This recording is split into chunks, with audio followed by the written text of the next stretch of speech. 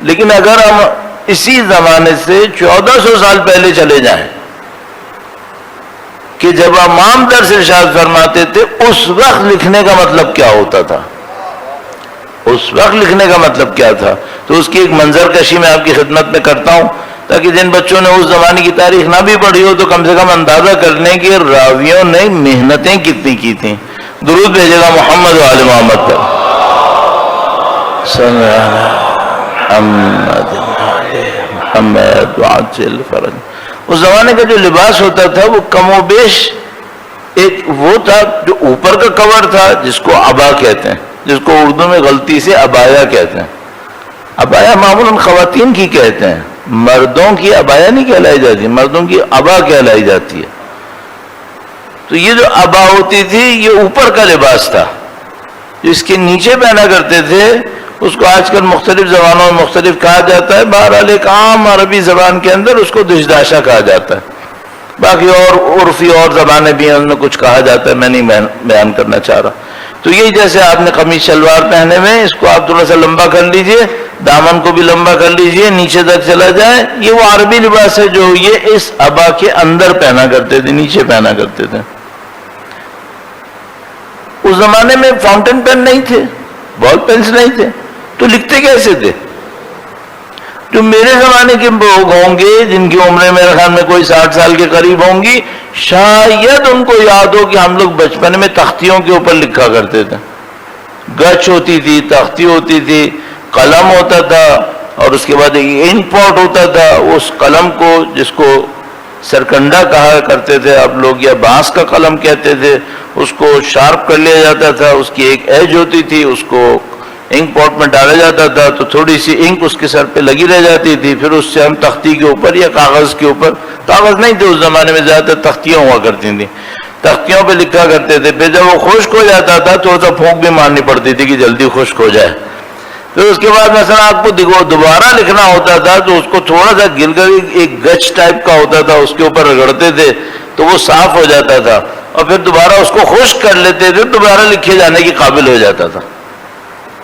یہ تختی مشق کے لیے ہوتی تھی، ریکارڈ کے لیے یہ نہیں تھی، یہ ریکارڈ کے لیے نہیں تھی۔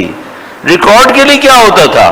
چونکہ جب ظاہر کوئی امام کے سامنے تشریف فرما ہے اور امام کچھ ارشاد فرما رہے ہیں اور اس نے لکھنا ہے تو مشق کے لیے تو نہیں لکھے گا، وہ تو ریکارڈ کے لیے لکھے گا، تب اس کو صاف نہیں کرنا ہے۔ تو اس کے لیے کیا ہوتا تھا؟ اس کے لیے جانوروں کی کھالوں کو تیار کیا جاتا تھا، کوئی ہرن کی کھال لے لے گا، کوئی اونٹ کی کھال لے لے گا، کوئی بکری کی کھال لے لے گا، اس کو اس زمانے میں اس صنعت کو دباغی کہا جاتا تھا کہ اس کو پریس کرتے تھے، گرم کر کے اس کو دباتے تھے تو اس قابل ہوتا تھا کہ اس کے اوپر لکھا جاتا تھا۔ مصریوں کے پاس ایک پودا ہوتا تھا، وہ اس پودے سے شیٹس بناتے تھے، ان شیٹس کے اوپر لکھا کرتے تھے۔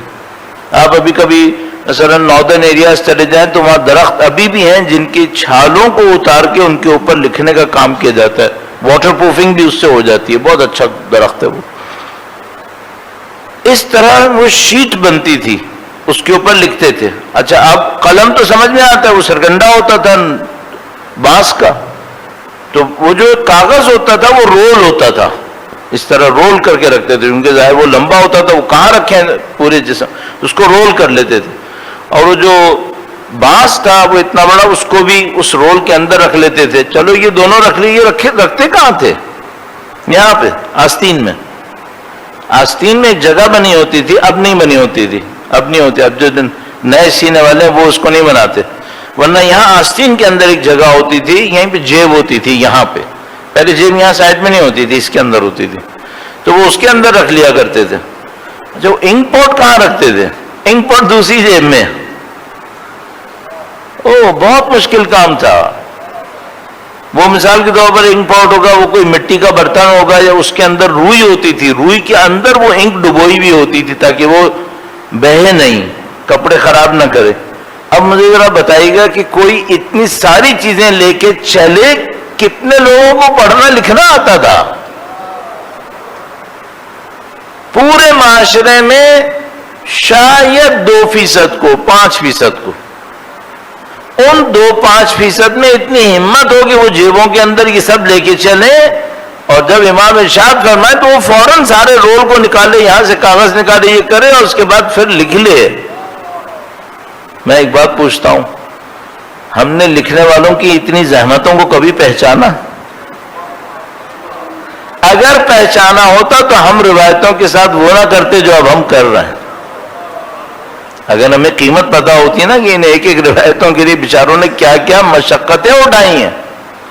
آپ کہیں گے مولانا 1400 سال پہلے کی بات ہے، عزیزم ابھی 100 سال پہلے تک اگر آپ کو ایک کتاب چاہیے ہوتی تھی، مثلا فرض فرمائیے وسائل الشیعہ لکھ لی گئی، وہ آپ کو چاہیے، اب بھی چھپتی ہے تو 18 جلدوں میں 20 جلدوں میں چھپتی ہے، کہاں سے ملے گی آپ کو؟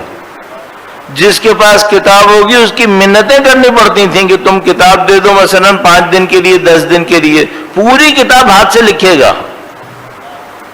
اس کو نسخہ برداری کہتے تھے، نسخہ بنانا پڑتا تھا۔ اب ایک ایک آنکھیں پھٹنے لگتی ہوں گی کہ ایک ایک لفظ وہی ہونا چاہیے جو وہاں لکھا ہے، ورنہ کام خراب ہو گیا، ایک نقطہ غلط لگ گیا معاملہ خراب ہے۔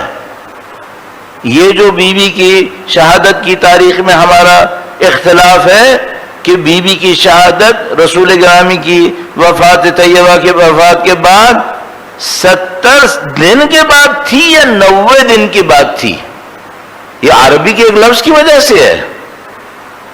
روایت میں لکھا ہوا ایک لفظ، اس لفظ کو بغیر نقطے کے لکھتے تھے پہلے۔ اگر عربی میں بغیر نقطے کے لکھیں تو 90 بھی ویسے ہی لکھیں گے جیسے 70 لکھیں گے۔ 90 کا مطلب ہے 90 دن، 70 کا مطلب ہے 70 دن۔ پھنس گئے بھائی، روایت میں وہ لفظ لکھا ہوا ہے جو 90 بھی ہو سکتا ہے تو 90 دن بن جائے، 70 بھی ہو سکتا ہے تو 70 دن بن جائے گا۔ اتنا مشکل کام تھا یہ، ایک نقطہ کسی نسخہ لکھنے والے نے غلط ڈال دیا، ایک مشکل ہو جاتی تھی آگے والے کے لیے کہ اب اس کا کیا کروں۔ تو اس زمانے کی مشکل تھی، ایک ایک صفحہ لکھنا مشکل کام تھا۔ اس کے بعد آگے تک ایسے ہی تھا کہ تو اب پرنٹ ہونے لگی ہیں تو کام آسان ہوا کہ چلو پرنٹ ہو گئی، پھر اس کے بعد الیکٹرانک ہو گئی تو وہ تو بالکل ہی کام ختم ہو گیا۔ اب آپ کے کمپیوٹر کے اندر پہلے کتنی کیپیسٹی ہوتی تھی، ایک آپ سی ڈی لے کر آئیں، بہت اس میں کیپیسٹی ہوئی 600 MB ہوگی۔ اب یہ جو ریکارڈنگ ہو رہی ہے یہ پتہ نہیں کتنے 6-7 GB بن جائے گی۔ اس میں پوری ایک سی ڈی کے اندر 600 MB کو ایک کتاب آتی تھی، مشکل سے 2 کتاب آتی تھی۔ یہ ساری مشکلات ختم ہو گئی ہیں، صرف ایک مشکل رہ گئی ہے، پہلے پڑھنے والے تھے اب پڑھنے والے نہیں ہیں۔